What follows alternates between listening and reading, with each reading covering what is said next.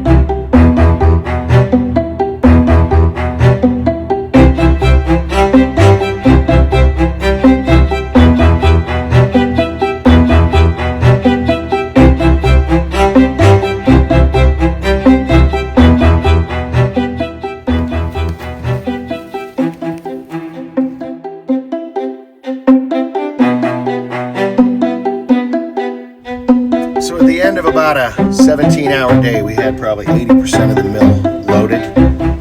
I think we left the motor, some roller tables, some weights, some little bits here and there. We almost died 3 times when the guy that sold it to us put the tractor on its front tires. But we got it back. And now all we need to do is start working on it, cleaning it up, and rehabbing it.